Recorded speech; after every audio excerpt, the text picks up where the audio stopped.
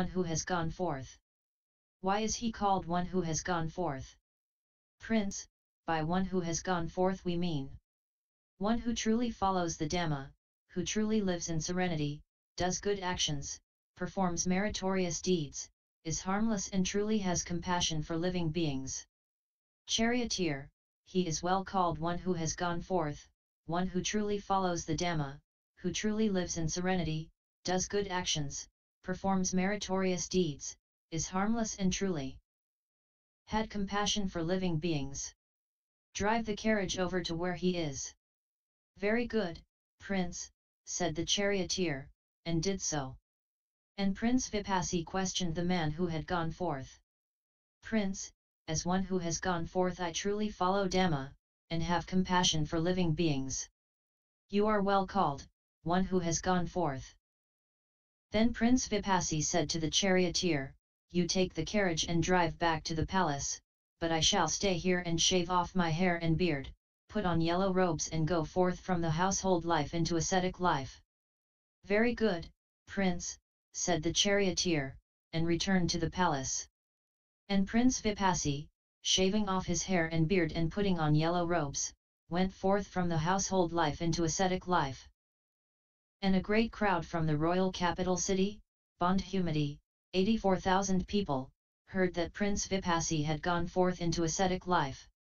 And they thought, this is certainly no common teaching and discipline, certainly no common going forth, for which Prince Vipassi has shaved off hair and beard, donned yellow robes and gone forth into ascetic life. If the prince has done so, why should not we? And so, monks, a great crowd of 84,000, having shaved off their hair and beards and donned yellow robes, followed the Bodhisattva Vipassi into ascetic life. And with the following the Bodhisattva went on his rounds through villages, towns, and royal cities. Then the Bodhisattva, having retired to a secluded spot, had this thought, it is not proper for me to live with a crowd like this. I must live alone, withdrawn from this crowd. So after a while he left the crowd and dwelt alone. The 84,000 went one way, and the Bodhisattva another. Then, when the Bodhisattva had entered his dwelling alone, in a secluded spot, he thought, this world, alas, is in a sorry state, there is birth and decay, there is death and falling into other states and being reborn. And no one knows any way of escape from this suffering, this aging and this death. When will deliverance be found from this suffering, this aging and death? And then, monks, the Bodhisattva thought, with what being present, does aging and death occur? What conditions aging and death? And then, monks, as a result of wisdom born of profound consideration the realization dawned on him, birth being present, aging and death occurs, birth conditions aging and death. Then he thought, what conditions birth? And the realization dawned on him, becoming conditions birth. What conditions becoming? Clinging conditions becoming. Craving conditions clinging. Feeling conditions craving. Contact conditions feeling. The six sense bases condition contact. Mind and body condition the six sense bases. Consciousness conditions mind and body. And then the Bodhisattva Vipassi thought, with what being present does consciousness occur? What conditions consciousness? And then, as a result of the wisdom-born profound consideration, the realization dawned on him, mind and body conditions consciousness. Then, monks, the Bodhisattva Vipassi thought, this consciousness turns back at mind and body, it does not go any further. To this extent there is birth and decay, there is death and falling into other states and being reborn, namely mind and body. Conditions consciousness and consciousness conditions mind and body, mind and body conditions the six sense bases, the six sense bases conditions contact, contact conditions feeling, feeling conditions craving, craving conditions clinging, clinging conditions becoming, becoming conditions birth, birth conditions aging and death, sorrow, lamentation, pain, grief, and distress. And thus this whole mass of sufferings takes its origin. And at the thought, origin, origin, there arose in the Bodhisattva Vipassi, with insight into things never realized before, knowledge, wisdom, awareness, and light. Then he thought, what now being absent does aging and death not occur? With the cessation of what comes the cessation of aging and death. And then, as a result of the wisdom born of profound consideration, the realization dawned on him, birth being absent, aging and death does not occur. With the cessation of birth comes the cessation of aging and death, with the cessation of what comes the cessation of birth. With the cessation of becoming comes the cessation of birth. With the cessation of clinging comes the cessation of becoming, with the cessation of craving comes the cessation of clinging, with the cessation of feeling comes the cessation of craving, with the cessation of contact comes the cessation of feeling, with the cessation of the six sense bases comes the cessation of contact. With the cessation of mind and body comes the cessation of the six sense bases, with the cessation of consciousness comes the cessation of mind and body, with the cessation of mind and body comes the cessation of consciousness. Then the Bodhisattva Vipassi thought, I have found the insight way to enlightenment, namely, by the cessation of mind and body, consciousness ceases, by the cessation of consciousness mind and body ceases, by the cessation of mind and body the six sense bases cease, by the cessation of the six sense bases contact ceases, by the cessation of contact feeling ceases, by the cessation of feeling craving ceases, by the cessation of craving clinging ceases, by the cessation of clinging becoming ceases, by the cessation of becoming birth ceases, by the cessation of birth aging and death, sorrow, lamentation, pain, grief, and distress cease. And thus this whole mass of suffering ceases. And at the thought, cessation, cessation, there arose in the Bodhisattva's Vipassi, with insight into things never realized before, knowledge, vision, awareness and light. Then, monks, at another time the Bodhisattva Vipassi dwelt contemplating the rise and fall of the five aggregates of clinging, such is the body, such its arising, such its passing away, such is feeling, such is perception, such are the mental formations, such is consciousness, such its arising, such its passing away. And as he remained contemplating the rise and fall of the five aggregates of clinging, before long his mind was freed from the corruptions without remainder. End of second section.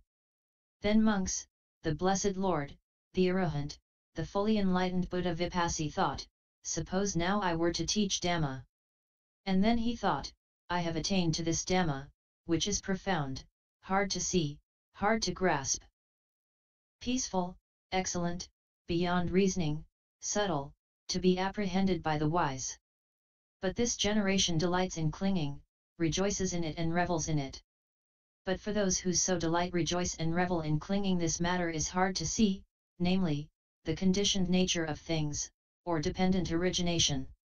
Equally hard to see would be the calming of all the mental formations, the abandonment of all substrates of rebirth, the waning of craving, dispassion, cessation, and nibbana. And if I were to teach Dhamma to others, and they did not understand me, that would be a weariness and a trouble to me. And to the Lord Buddha Vipassi there occurred spontaneously this verse, never previously heard. This that I've attained, why should I proclaim? Those full of lust and hate can never grasp it. Leading upstream this Dhamma, subtle, deep, hard to see, no passion-blinded folk can see it. As the Lord Buddha Vipassi pondered thus, his mind was inclined to inaction rather than to teaching the Dhamma. And, monks, the Lord Buddha Vipassi's reasoning became mentally known to a certain great Brahma. And he thought, alas, the world is perishing, it will be destroyed because the mind of Vipassi, the Blessed Lord, the Arahant, the fully enlightened Buddha is inclined to inaction rather than to teaching the Dhamma. So this great Brahma, as swiftly as a strong man might stretch his flexed arm, or flex it again, disappeared from the Brahma world and reappeared before the Lord Buddha Vipassi. Arranging his upper robber over one shoulder and kneeling on his right knee, he saluted the Lord Buddha Vipassi with joined hands and said, Lord, may the Blessed Lord teach Dhamma, may the welfarer teach Dhamma. There are beings with little dust on their eyes who are perishing through not hearing Dhamma, they will become knowers of Dhamma. Then the Lord Buddha Vipassi explained, I have attained to this Dhamma, which is profound, hard to see, hard to grasp, peaceful, excellent, beyond reasoning, subtle, to be apprehended by the wise. But this generation delights in clinging, rejoices in it and revels in it. But for those who so delight, rejoice and revel in clinging, this matter is hard to see, namely, the conditioned nature of things, or dependent origination. Equally hard to see would be calming of all the mental formations, the abandonment of all substrates of rebirth, the waning of craving, dispassion, cessation, and nibbana. And if I were to teach Dhamma to others, and they did not understand me, that would be a weariness and a trouble to me. And the great Brahma appealed a second time and a third time to the Lord Buddha Vipassi to teach. Then the Lord Buddha Vipassi, recognizing Brahma's appeal and moved by compassion for beings, surveyed the world with his Buddha eye. And he saw beings with little dust on their eyes and with much dust, with faculties sharp and dull, of good and bad disposition, easy and hard to teach, and a few of them living in fear of transgression and of the next world. And just as in a pool of blue, red, or white lotuses, some are born in the water, grow in the water and, not leaving the water, thrive in the water, some are born in the water and reach the surface, while some, having reached the surface, grow out of the water and are not polluted by it. In the same way, monks, the Lord Buddha Vipassi, surveying the world with his Buddha eye, saw some beings with little dust on their eyes and with much dust, with faculties sharp and dull, of good and bad disposition, easy and hard to teach, and a few of them living in fear of transgression and of the next world. Then, knowing his thought, the great Brahma addressed the Lord Buddha Vipassi in these verses. As on a mountain peak a watcher sees the folk below, so, man of wisdom, seeing all, look down from Dhamma heights. Free from woe, look on those who are sunk in grief, oppressed with birth and age. Arise, hero, victor in battle, leader of the caravan, traverse the world. Teach, O Lord, the Dhamma, and they will understand. And the Lord Buddha Vipassi replied to the great Brahma in verse. Open to them are the deathless doors. Let those that hear now put forth faith. For fear of trouble I did not preach at first the excellent Dhamma for men, Brahma. Then the great Brahma, thinking, I have been the cause of the Lord Buddha Vipassi's preaching Dhamma, made obeisance to the Lord Buddha, and, passing by his right, vanished then and there. Then the Lord Buddha Vipassi thought, to whom should I first teach this Dhamma? Who would understand it quickly? Then he thought, there are Kanda the king's son and Tissa the chaplain's son, living in the capital city of Bodhisattva. They are wise, learned, experienced, and for a long time have had little dust on their eyes. If now I teach Dhamma first to Kanda and Tissa, they will understand it quickly. And so the Lord Buddha Vipassi, as swiftly as a strong man might stretch out his flexed arm, or flex it again, vanished then and there from the root of that tree of enlightenment, and reappeared in the royal capital of Bodhisattva in the deer park of Khema. And the Lord Buddha Vipassi said to the park keeper, Keeper, go to Bodhisattva and say to Prince Kanda and the chaplain's son Tissa, my lords, Vipassi the blessed Lord, the Arahant, the fully enlightened Buddha has come to Bodhisattva and is staying in the deer park of Khema. He wishes to see you. Very good Lord, said the park keeper, and went and delivered the message. Then Kanda and Tissa, having harnessed some fine carriages, drove out of Bodhisattva making for the deer park of Khema. They took the carriages as far as they would go, then alighted and continued on foot until they came to the Lord Buddha Vipassi. When they reached him, they made obeisance to him and sat down to one side. And the Lord Buddha Vipassi delivered to them a graduated discourse on generosity, on morality, and on heaven, showing the danger, degradation, and corruption of sense desires, and the profit of renunciation. And when the Lord Buddha Vipassi knew that the minds of Kanda and Tissa were ready, pliable, free from the hindrances, joyful and calm, then he preached the Buddha's special sermon in brief, on sufferings, its origin, its cessation, and the path. And just as a clean cloth from which all stains have been removed receives the dye perfectly, so in Prince Kanda and Tissa, the chaplain's son, as they sat there arose the pure and spotless Dhamma I, and they knew, whatever things have an origin must come to cessation.